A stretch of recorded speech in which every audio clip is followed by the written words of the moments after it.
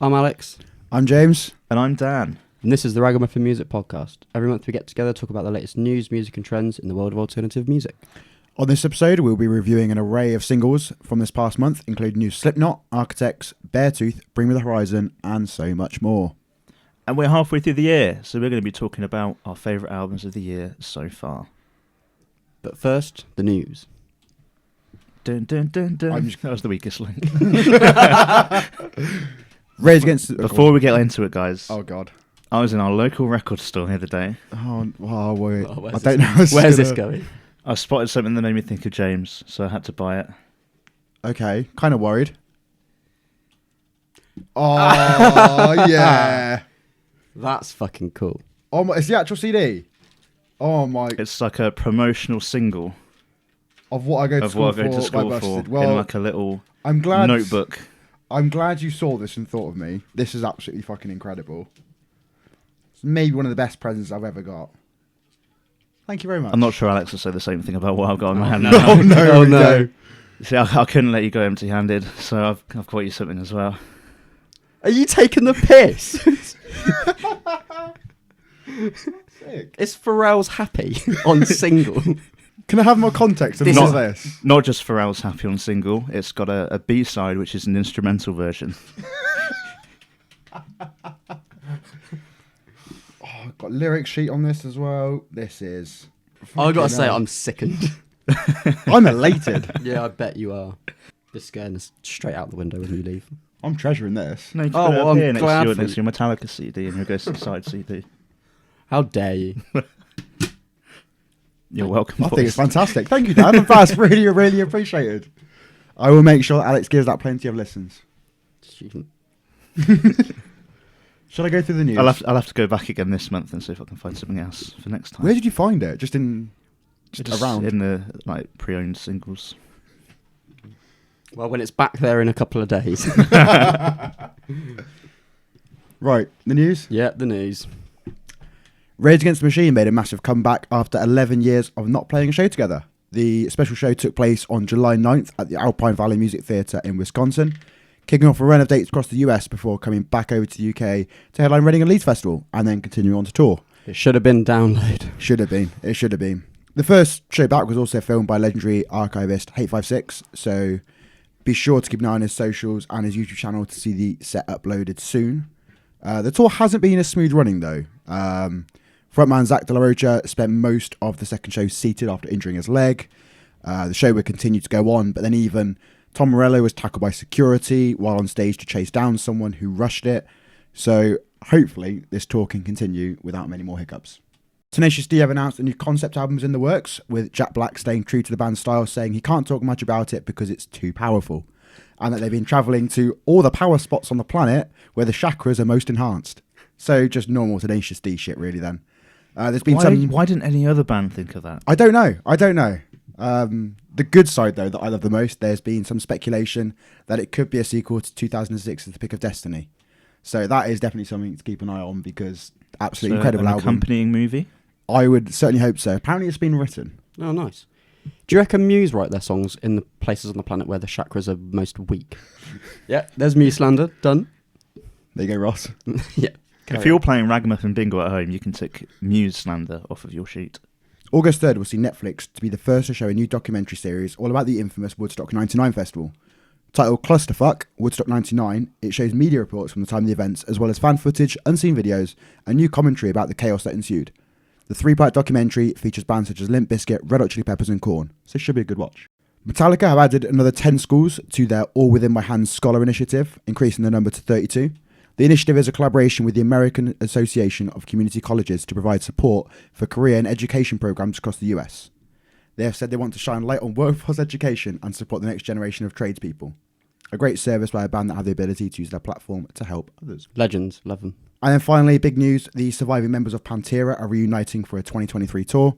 Phil Anselmo and Rex Brown will be back on stage playing together, alongside Black Label Society guitarist Zach Wilde and Anthrax drummer Charlie Benante, replacing the late brother duo of Dimebag Darrell and Vinnie Paul respectively.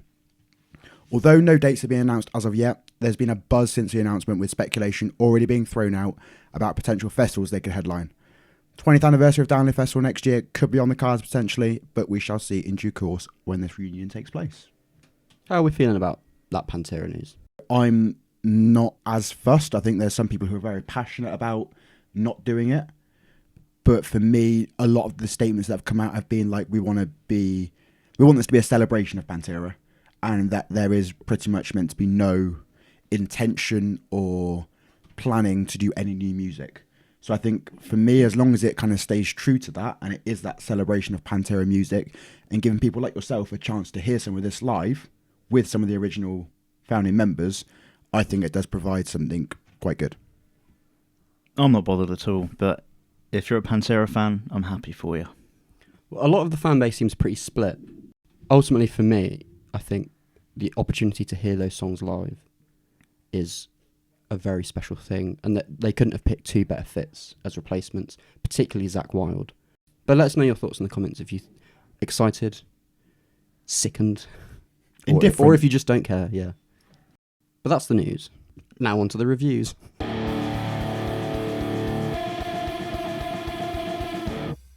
Pale Waves with their new song Jealousy, which you heard live, didn't you, Alex? I did indeed, and it was very fun live. Oh, what a gig, actually. That was very good. Yeah, when I heard it live, I remember thinking, I can't wait for this one to come out, thinking that they would probably release it pretty soon after the gig. And I had to wait a good 3-4 months. But for me, it was worth the wait. I really like this song, and I like this band a lot. I think this song has a really nice blend of like a verse that has a bit of bite and edge to it, but then this chorus that's just like catchy pop, like soaring, fun chorus. It feels very pop punky compared to a lot of their other stuff. Yeah, well, it feels like they've sort of found a good way to mesh how their early stuff was very like 1975 inspired. The Who Am I album was very like sort of Avril Lavigne, like pop punk with a slant towards the pop. And this feels like a good mix of sort of all their styles into one. Yeah, I just really, really like it. Feels like they have the potential to be, in a way that bands like Busted and Avril Lavigne were, like a gateway crossover, like mainstream band. Like, feels like that's the way they could go. So I really like a watered down alternative band. Yeah, and not watered down. Yeah, as like a yeah, diss. I don't mean that. Yeah, but like everyone has a band that was like their entry point into alternative music. I think Pale Waves can be that for a lot of people. So, thoughts, Dan? Yeah, I just thought it was good. Bit of a pop punk banger, great chorus, good fun.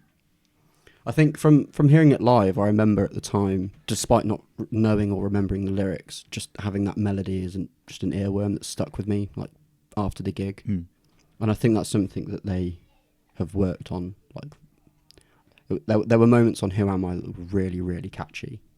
And hopefully this new album, there's another single, and I can't think what it was called, but they released another single for this album, and I thought the same, where it was just like, that's a really, really strong chorus. So yeah. Ocean's 8 Alaska have given another new teaser finally of their highly anticipated next album, and we have the song New Dawn. I saw that it was only 1 minute and 49 seconds long and wondered how they would cram their style and everything that is about them into that, and I think they fucking nailed it.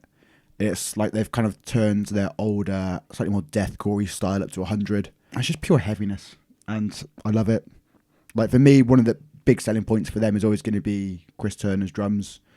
They're incredible, just drawn to them straight away, and part of it for me is just knowing that none of it's sampled, none of it's triggered, none of it's quantized. It's all just natural, and I think in general the whole mix is pleasing. I love it. I can't wait to see them live. I've got tickets to go see them at my favourite venue in London now, so bring on Underworld in September. It's basically like the whole song either is building to or is a breakdown, which is perfect for the length of the song as well. It's a very short song, which again, are they deliberately meant to be short teasers, are they? Or no, this is the full song. This is going to be the opening track of the album, so this is going to be to kickstart everything. It's a very interesting choice for a single, for it to be so short, but I guess it's done its job. It's hooked me in. It's made me interested for the album, so great work. Yeah, I can't agree more. You're short, sweet, you can spin kick your nan in the head to it. What more do you want from a song? I don't need much else. That's all I want. The songs to spin kick your nan to. And speaking of that, Vended released Dead to Me. I like where this band's going. You see, we put all our songs that we're reviewing in a little convenient Spotify players for us, don't we? and I was listening to this without like looking at the artist or anything, and I immediately assumed this was the new Slipknot song, which is also in the playlist. Yeah, shit. Because it's not just the vocalist that sounds like his dad. It's the rest of the band has like a distinct Slipknot influence as well, which is great. But I do hope it's something they kind of grow out of and manage to find their own sound at some point, which I do believe they're on their way to doing. Yeah, this feels like, for me anyway, it's my favourite song of theirs so far. I think it's the best musically, the most interesting one. Yeah, it's hard to get out of that Slipknot shadow that they're in. 2 members of Sons, they're all from Des Moines. Like, it's obvious that influence is going to be in their DNA. But yeah, it feels like with each release, they're taking another step into their own identity. It's just unrelenting. It's aggressive. I do love the line of Griffin where it's like the "here it comes" right before it really kicks in. It's just like that anticipation right beforehand, and like a great precursor to the song just bursting into the verse. The instrumental work during the bridge with the guitar trills and like the constantly pounding double bass work was really, really fun. I enjoyed it, and they are now very much more on my radar again. I like how they've built from the EP last year, and I'm very intrigued to see what happens next with them. Boston Manor released Passenger, a new single from their upcoming album Datura, which is out sometime in October. October 14th. And we got to hear the first performance of this live at 2000 Trees, because they dropped it the day before they played their set. It must have resonated pretty well, because as soon as I heard it on record, I had the melodies in my head, I had the vocals in my head, I knew it straight away. So it had that chance to kind of set in, to click.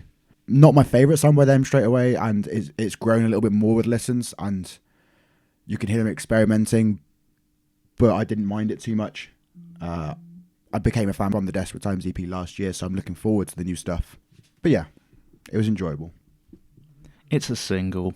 I don't think I'd go back and listen to it on repeat, really. Wow. It's just fine for me.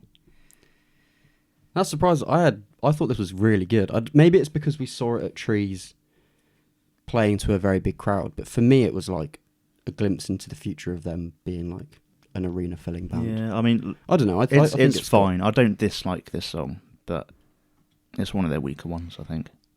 I know they can do better. Well, fair enough. I thought it was really strong. I really like the chorus.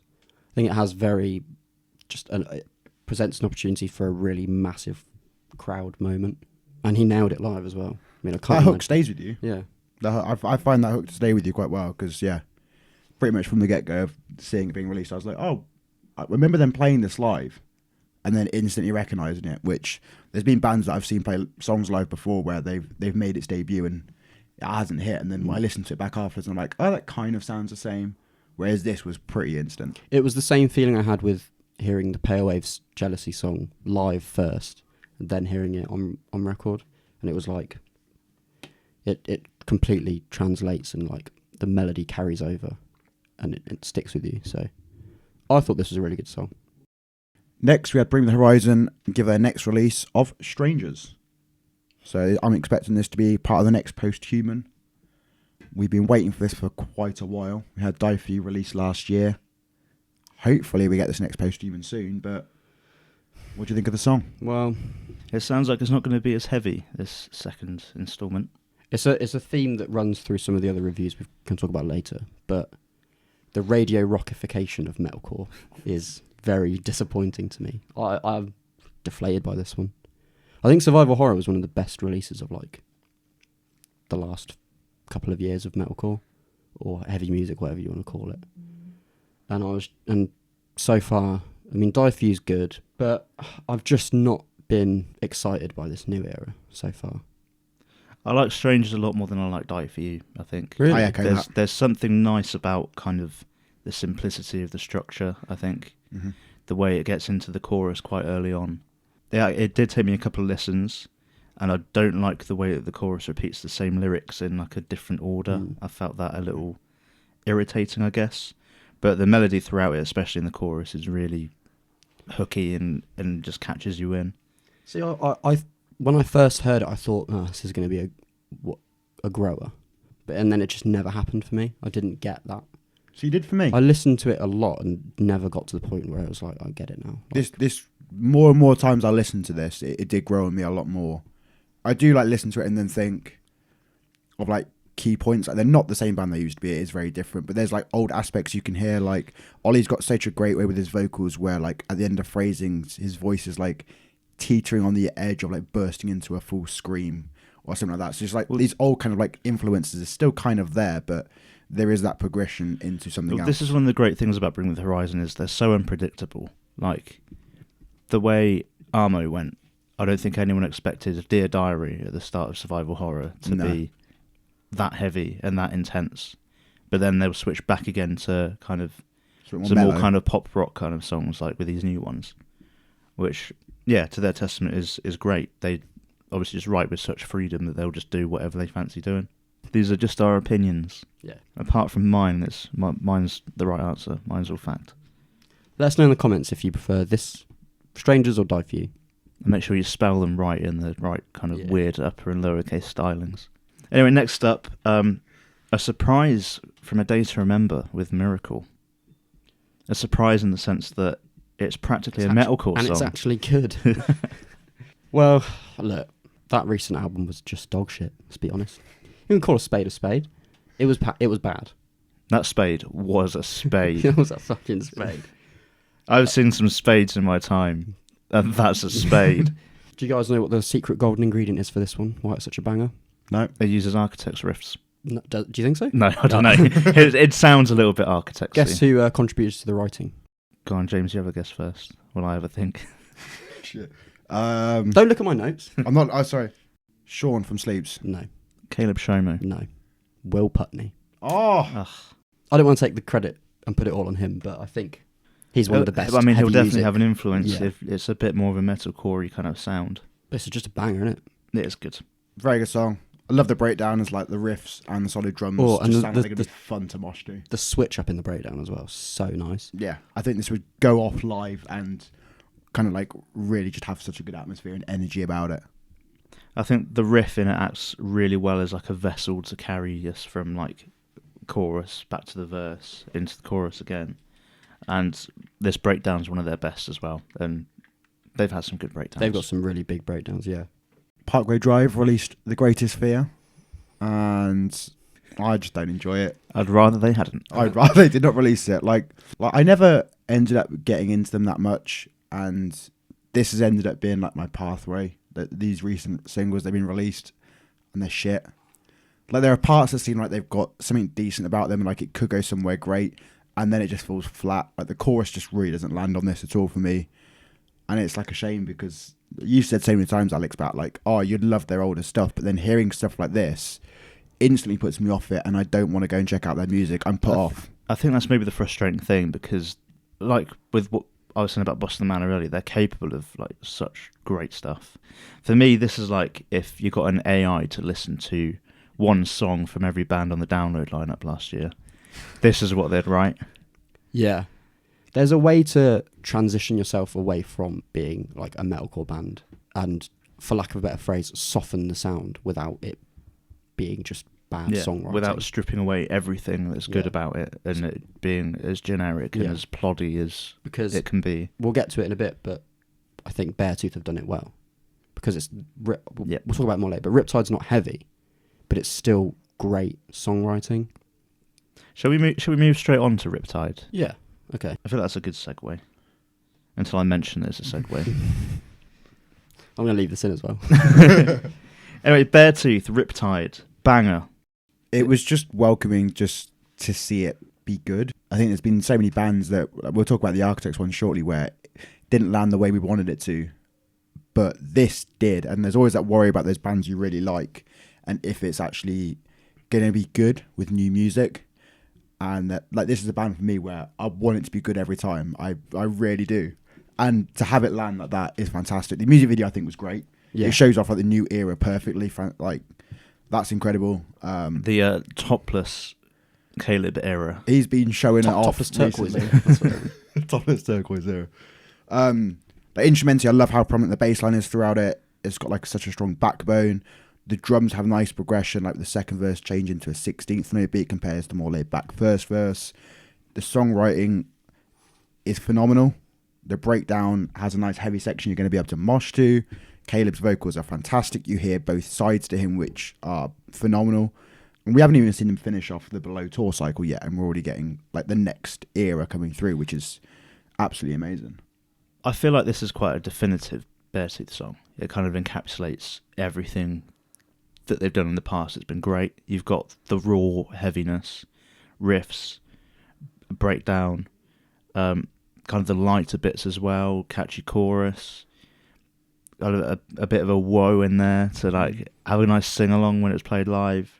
It's a very definitive song and kind of summarises Beartooth really well, I think.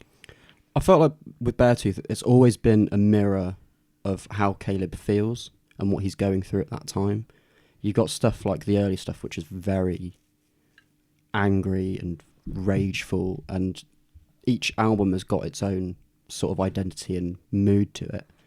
And like this definitely is a softer song to what they've done in the past, but it doesn't feel like softening up for either the sake of it or for like more mass appeal. It's like I'm in a good place and I want to sing about it. Yeah, and it's like a joyful thing to. This is what I'm interested about with Beartooth going forward, because they're, like you just mentioned, Alex, they're very much kind of, the writing's coming from a dark place, whereas this feels like a very much I'm done with that.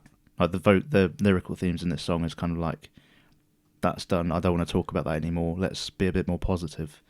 So I'm very intrigued as to whether the new Beartooth album ends up being a bit more of a positive and always seems very reflective. Or maybe it'll move towards like a more of a look outwards rather than inwards itself. Yeah, perhaps. Well, that's what, if you look back at it, that's what Aggressive was more of.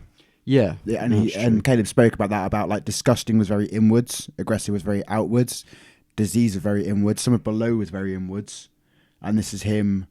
I think this is still kind of quite inwards because there's the honesty and transparency, like with his lyrics that help people connect to the music, and you can hear it very blatantly in some of the lines in this that he's in a better place now.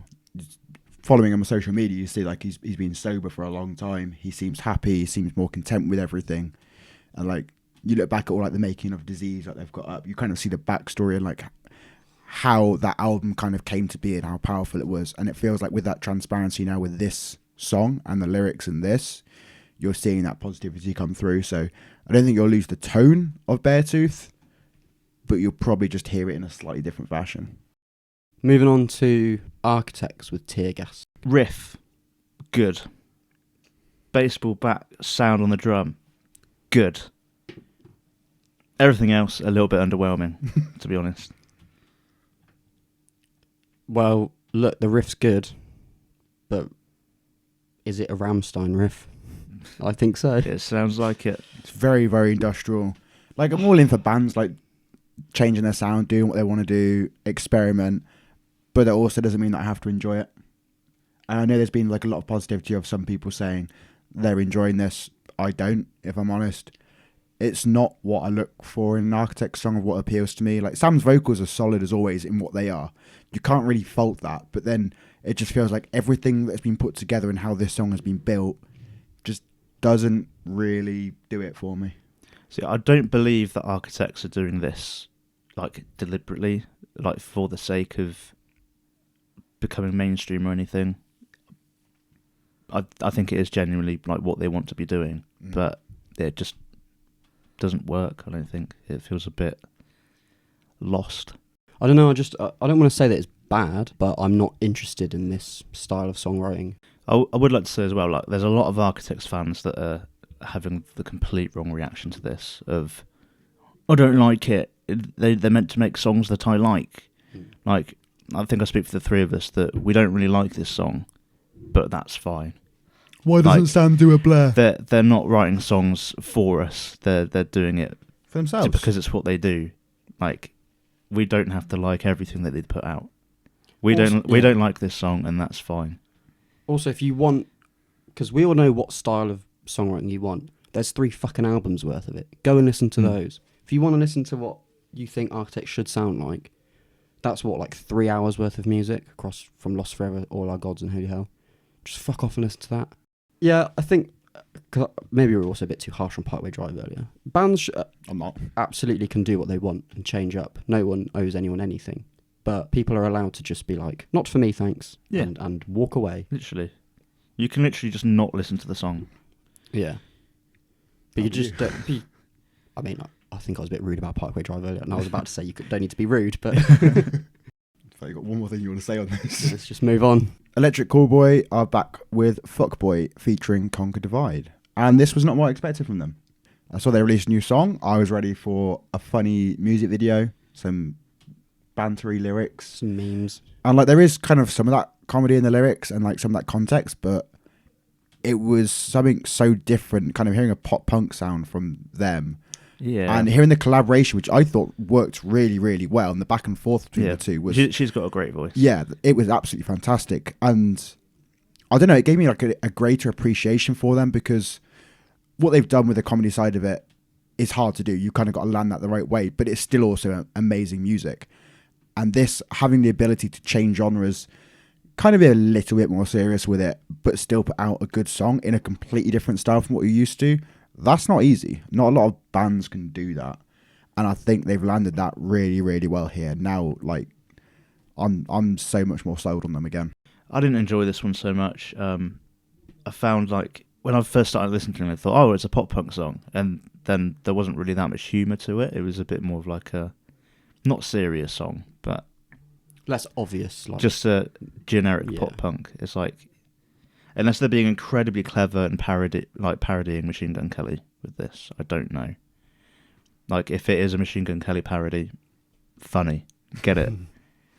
If it's not, then it's just a generic pop punk song. I think they would have made it a bit more obvious. Yeah, like they would have done. Like some they would sort have of done music something in the video. Yeah.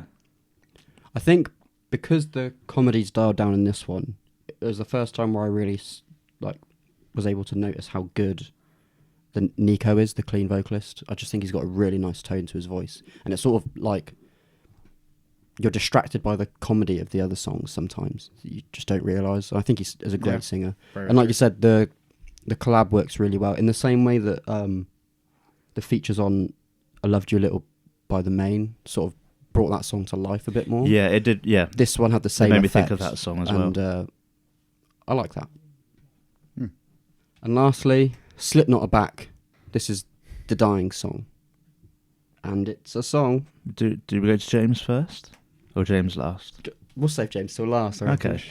You're the biggest Slipknot fan here, so you can go last. Dan? For me, you've already summed it up very well, Alex. It's a Slipknot song.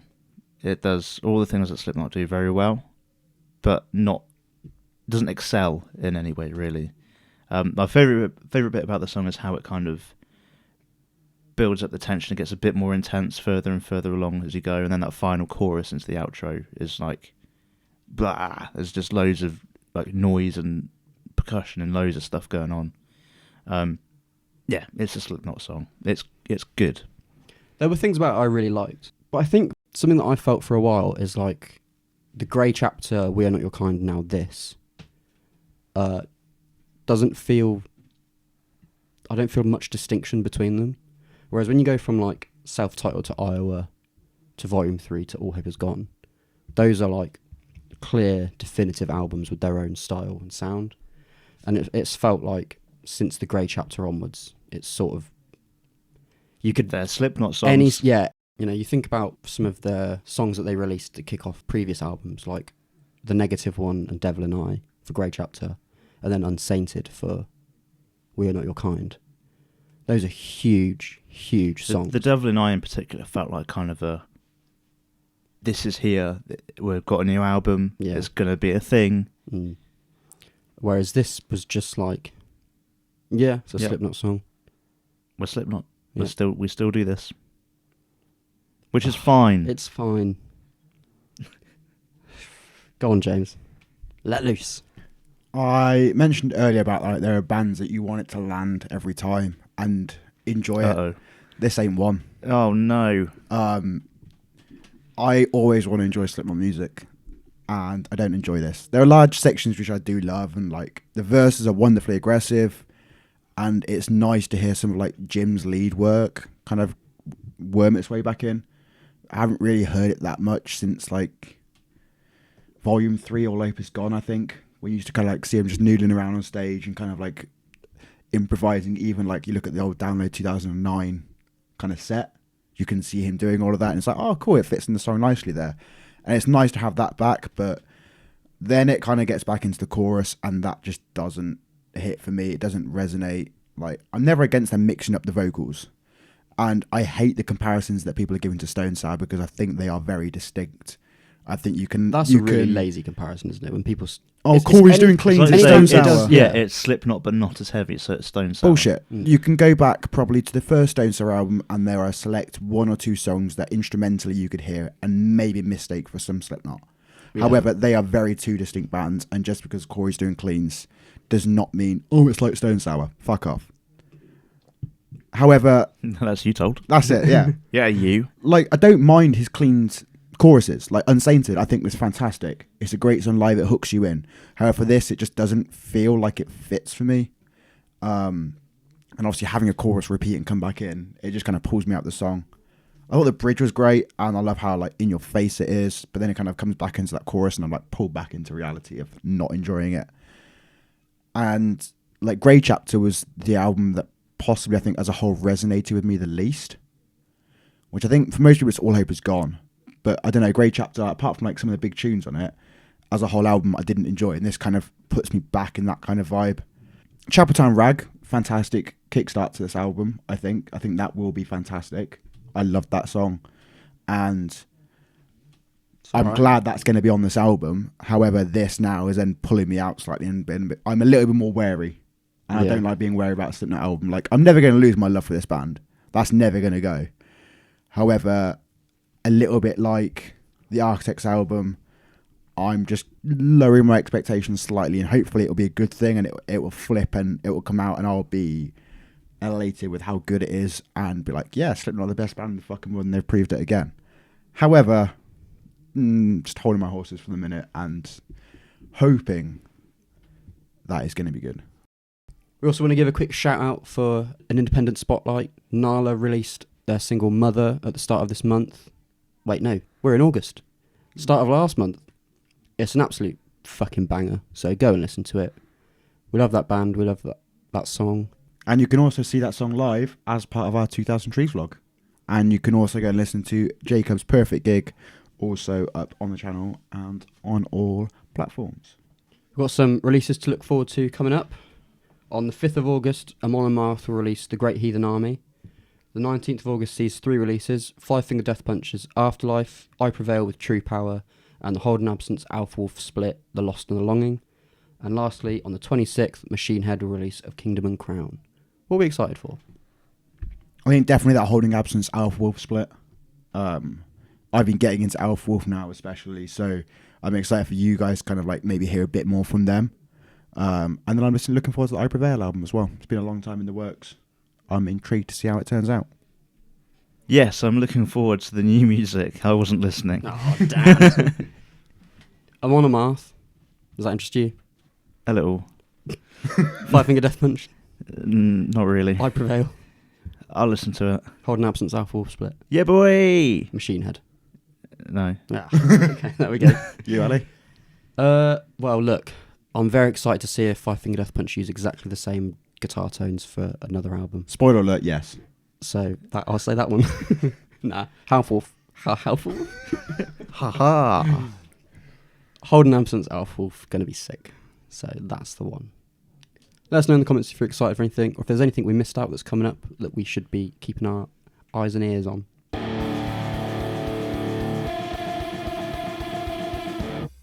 This month's Gig Talk is actually a festival talk. Because we've been to like every festival going. We went to Outbreak back in June. Oh god, that was so long ago now. It feels like It ages does feel like ago. a lifetime at this point. I'll just say this: we're going to keep these short and sweet because we're going to have full sort of podcast recaps for each of these festivals. But in a brief sort of summary, Outbreak was my favourite festival of the summer. I just loved it. Very nice. It was great. It was a whole different atmosphere. It was something we'd never kind of been to before. It was so different and so amazing. I think there was a different kind of community who literally wanted to cartwheel off stages, which was fantastic, that you don't always see. But they also cared about each other and were looking out for each other and making sure that you were okay. Bands in that kind of setting were fantastic. Very, very eye-opening experience, I think. I've not been to too many hardcore shows myself, so it was nice to kind of experienced so many great hardcore bands from all around the world In that setting. in a really nice environment. Yeah, it definitely felt like a lot of passion, dedication, and love went into that festival. And it was just so obvious the entire time we were there that everyone cared, everyone loved what was going on.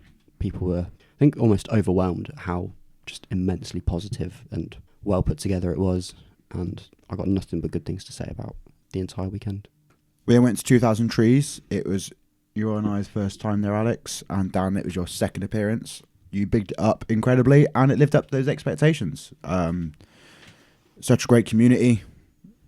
Something very, again, different, eye-opening, and just so nice, I think. I look back on it very, very fondly. Instantly, you say 2000 Trees, and I just think of what a great time.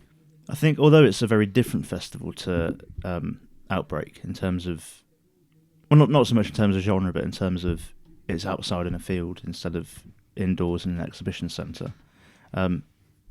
There's still very much similar feelings of like community, everyone there to have a nice time. It felt like the organisers were very much, this is a festival about the music, about giving people a great environment to watch live music in. Yeah. When we arrived, it sort of reminded me of, when all the kids first go into Willy Wonka's chocolate factory, and he's like, it's all edible. That was like Dan, like to me and James going, yeah, it's all great. It's all good music. It was just lovely. Incredible time, and yeah, wonderful experience. Mm. And then we finished our festival season with Truck. Boo, terrible. No, it wasn't terrible. No, it was a nice time. We both kind of went in separate groups, but Yeah. both had big groups of people with us. I think although the music is an important factor in a festival, a lot more of it is about the campsite and the people you've got around you, Yeah, this one especially. and just making memories and having a good time.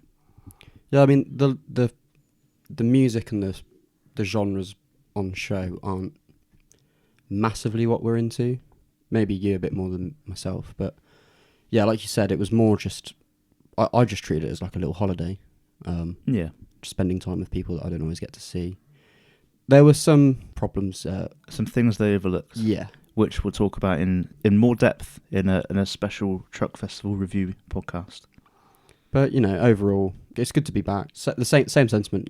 2 years away for a lot of these festivals, and it was just nice to be back. And again, a long wait. We had our tickets for a very, very long time. Yeah, overall, it was a very nice weekend and a lovely way to wrap up our festival season. And you can check out vlogs of all these festivals. We'll have a little playlist set up with everything we've been to in 2022. And if you were at any of those, let us know which you enjoyed, who are the best bands you saw. I hope you had a good experience.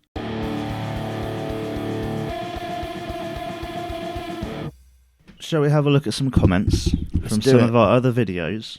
Yes. Izzy commented on our Outbreak vlog and said, Outbreak looks super fun.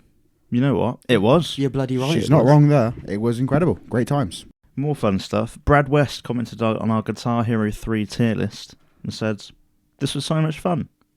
You know what? It was so much fun. That was a fun one to kind of go back and listen through and edit through all of that and just hearing our discussions and our opinions on that. I think it's a great video game, but I'd love to do. If anyone's got suggestions for tier lists that we should do, let us know. chuck them in the comments. I'd love to do some more. We had a comment on our The Problem with Download Festival video. I mean, we've had a lot of comments on that video, Yeah. but this is one of my personal favourites because they said, right, now name a band from the last 15 years that's big enough to headline Download. Sure, there were a few. Contradiction already. We like this. But the sad reality is that the bands on the level of Metallica, etc., are a thing of the past. You see, they have made a good point there, but also very badly worded. Immediately. Name one. Name one. Yes, there are you some. can, actually. We should host like a panel at Download next year, where we just let people come and just say Make stupid Yeah. comments and then We just react to them. fucking idiot. Give us your hottest takes. I'll never forget before we read that last comment, some moron suggested the bowling for soup. Mark commented on our 2000 Trees vlog and said, this is a much better true-to-life video of what Trees is like. much better than a certain other vlog. This video just gets trees. We've already replied to Mark, so he knows our response to this. Like we like the guys that he's talking about.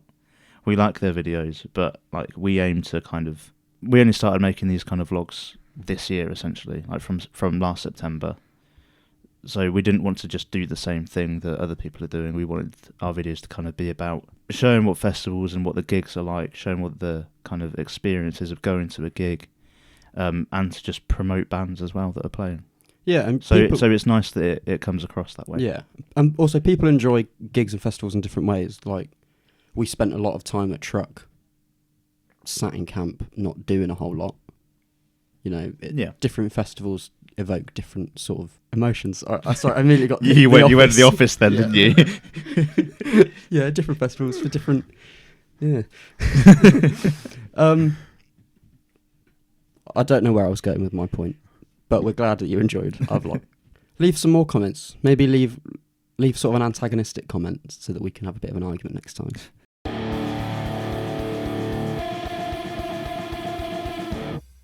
Should we have a little discussion then? All right then. Oh, go on. We have reached the halfway point in the year. There's been some bangers released.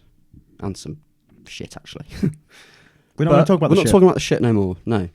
Today, we're talking about best albums of the year so far.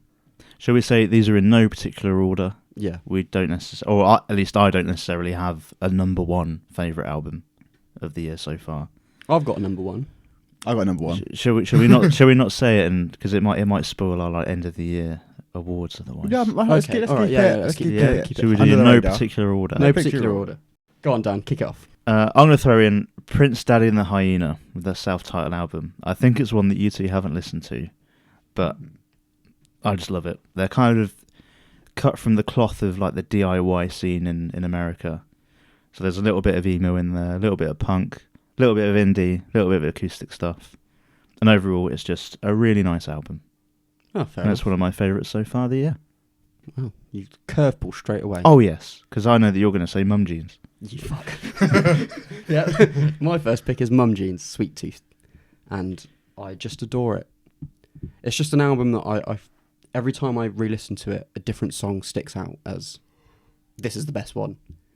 And I think that's a really magical thing to find in an album, that you can listen to it so many times and find new things or fall back in love with certain things about it that, yeah, I don't know, just every time I listen to it, it still resonates. I still really like the sort of journey that it takes you on, the sort of immature, like childish, like feeling of falling in love at the beginning and how that forces him to grow over the course of the album. I just think it's really great. I think it's their best album so far. That's right, better than Best Buds, I said it. Ooh. And hearing it live at Slam Dunk was just great as well. Hearing some of those songs sounded so amazing. They're a really fun band, and I like that album a lot. I think the very first album that we reviewed this year is still one that I've repeatedly gone back and listened to, and that is Oh What the Future Holds by Fit for an Autopsy. Beast of an album. It is good. I hadn't listened to this band before the album was released. This was my first exposure to them. And since then, I've been delving back. I've been listening to like Sea of Tragic Beast and kind of going through their discography. But I will still go back and listen to this album. There's just absolute tunes on it. Far From Heaven, Two Towers. Incredible songs. High Level of Hate. That's a fucking tune, isn't it? Just absolutely incredible. And then like knowing some of the production behind it. Learning more about this band. The dynamic, which is different about how they work. Yeah, absolutely incredible. And kind of just off the back of that, looking at hopefully seeing them next year. I think they're supporting Trivium in January, I believe, over here. So just on the back of this album that's come out, never hearing them before, I was completely sold, and it's an album that just resonates with me very, very strongly, and is just banging. Yeah, I can't argue with that. It's quite often we review bands that we've collectively like never listened to or know anything about. And there's just no preconceptions or ideas before we go into it, and for us all to be like equally blown away by that album is such testament, because also it's a genre that like none of us are super like obsessed with. Yeah, like that sort of deathcore, like But like none of us are like super obsessed with like big deathcore bands or anything. No. But we all, I think, felt a similar level of like just impressed. by Yeah, the album. respect more than anything. Yeah. My turn. Yeah, your turn. Next up, maybe no surprise here, I've gone for Pup, The Unravelling of Pup the Band Inc. I'll be honest, it was a grower. Like the first listen, wasn't that sure on it. I think it suffered from the fact they'd released so many singles. But the more I've listened to it, the more I've loved it. And it's just Pup at their best. It's humorous, it's self-deprecating. There's a song written from the perspective of the guitar. That I think is the thing that's amazing about this band, is how something that is quite trivial like that, writing from the perspective of a guitar that's like disused and forgotten, can be like more emotionally resonant than like most other bands in the scene, writing a straight up love song about a real person. So it's just all over this album really impressive storytelling, which is what I like the most about it. And I like the sort of joke through line of the board of directors and it being a it's quite self-aware. Yeah, they know they're, although they make music because they enjoy it, they're doing it as a business as well. I think it's great pick, Dan. Thank you. What's your next pick, Alex? My next pick is going to be Vane FM's This World Is Going to Ruin You. This insane, chaotic, brutal, but then it has, you know, songs like Wavery where it's just like this floating, like you're on the surface of water and then it drags you under again. I just think it's a really, really, really solid album and I love it. I echo that completely. That's why it was on there originally with me as well. Absolutely loved that album, and then seeing them live and seeing stuff like the Killing Room live was really, really eye-opening and kind of like changed my perspective of them even more from Outbreak. My next one that I'll go for was the new Upon a Burning Body album, Fury. I haven't gone back to it as often as I'd like to, but it was nicer to hear them return to more of their older deathcore sound. Yeah, it stands out, and New Responsibility was the main single that came out of it, which I think was very, very good, very strong. And I'm hoping they can tour over here more because they don't seem to visit the UK that often. Yeah, I thought it was great. To be honest, I really like Southern Hostility as well. I think like they're consistently one of the most underrated bands in heavy music, and I think they deserve a lot more attention than they get. Yeah. Your final pick, Dan? My final pick is another one that I'm not sure you guys... I know Alex has listened to a bit of it. I don't know if he's listened to it in full yet, but it's the new one from Sully, Wake Up Next to Me. I think he was the first artist that I recommended on the recommendations part of this podcast. I also recommended his former band, Crooks. And I feel like this new album falls somewhere in the middle of both of those kind of projects. He's introduced a lot more kind of live band kind of stuff now. There's a lot more drums, a lot more electric guitar involved. His voice is kind of, he's projecting his voice a lot more like he used to in his old band. And for me, this is like his masterpiece. This is a great piece of work. Now that festival season's out of the way, I'm going to really delve into it because I want to check it out. Because I remember you at the time being really excited about it. Even like straight from the first listen, I was like, this is fucking great. And then I just listened to it over and over and over again, and I'll keep revisiting it as well. It's brilliant. I cannot recommend it enough. My third pick is going to be Bears Den's album Blue Hours. Don't know if either of you have listened to it. Well, I know James hasn't listened to it. Not sure if it's your sort of thing, Dan. But I just love it. I can't put my finger on what I love about it. Just it's very like earnest, from the heart songwriting, very vivid, like really evocative lyrics and world building. And they said in like the run up to this album, they wanted it to feel like a hotel, a mental institution, a holiday resort, and a bar that's open later than anywhere else in town. And like it feel like a place, and it does. Like it, listening to that album feels like encompassing as like you can inhabit like a mental space within it. Which is, I feel like there's something they've done. They've sort of created worlds or themes or spaces within all of their albums, and this again is just a really amazing one. And I saw them on my birthday. I think that probably propelled it higher because I love this band. I've still not listened to it, but it's an album I've seen a lot of talk about. So one that and again, now festival season's kind of out the way and we're not as busy getting ourselves excited listening to our playlists for those, then I think it's one that I can revisit now and have some time to listen to. Yeah, and also I think it's their highest charting album to date, which is a good representation of the growth that they deserve. So My final one is Requiem by Korn. Didn't know if I was going to pick it yet or not, because I was kind of going between this and Under Oath Voyeurist, because both were good albums that I enjoyed. Under Oath, I think we collectively did enjoy that.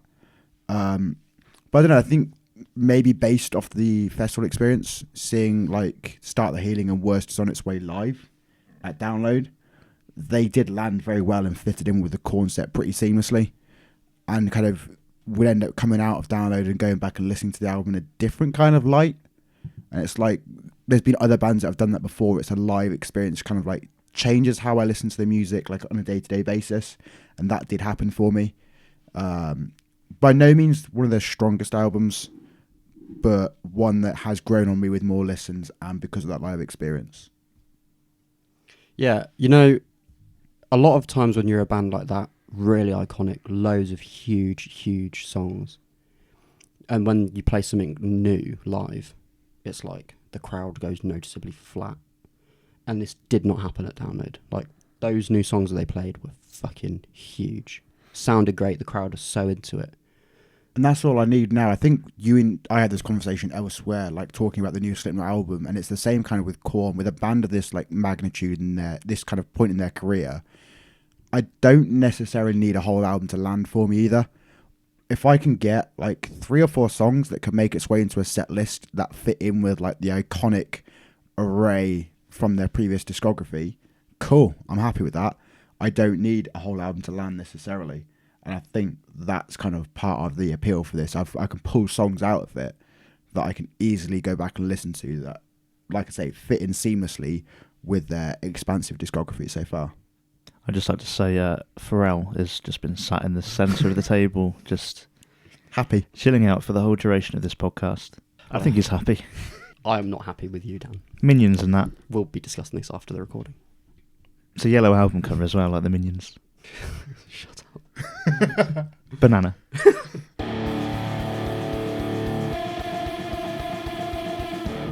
It is with great honour I can say that the recommendation segment is back.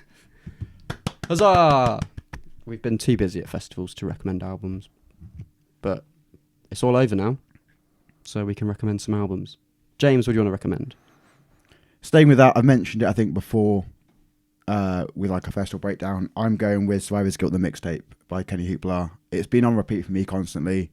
I've fallen in love with it even more than I did beforehand. It was incredible live, so go and listen to it again because it absolutely lands perfectly. Dan? I think after the hype I've just given it, I think I've got to go for Slowly Woke Up Next to Me. It gives you guys an opportunity to listen to it as well and see if I'm delirious or not, because it might be terrible.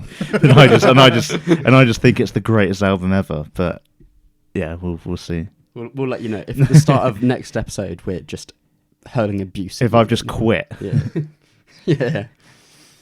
I'm going to recommend an album that we just didn't get a chance to listen to because of the bloody festivals getting in the way. Oh. And that is Malicious Intent by Malevolence. I've given it a couple of spins and it's just delicious. But from what we've kind of seen from them live and stuff as well, and the response to it, this could very well easily have been in our discussion. Yeah, it probably would have been. And I think when I don't want to oversell it, but when we talk about end of the year albums, this might be in that. This might be in there. Could be. Hope you guys enjoy it. And same goes to you at home. Those recommendations are not just for us, but for you. Listen to them, or else, and then you can leave a comment if you enjoyed them, or if Dan's delirious. If Dan's delirious, you can let him know. So we've just wrapped up an incredible festival season. It's been nice to be back at festivals after the past 2 years of having a break. We had Slam Dunk, Download, Outbreak, 2000 Trees, and Truck for our summer of 2022. And you can check out the vlogs of all of these right now on the channel. If you're at any of these festivals, please let us know which ones you attended, who were your favourite artists to see, and if you're going to any of them next year. I like that you worded it that the festivals were back after having a break. They had a break. Like there Yeah, wasn't a they- pandemic. I'm Yeah, not. there was just- I can say the dreaded word if you want. There was just a mutual agreement between all festivals. Like, you know what? We're not going to take place. Glastonbury's got the right idea. They have a break every couple of years. Should we just take? Yeah, let's take 3 years Yeah, off. let's do it. Very nice. To be honest, I stopped paying attention, so I don't know if you plugged everything in that. But I'm going to Listen assume you then. did and say bye-bye. Bye. See you later.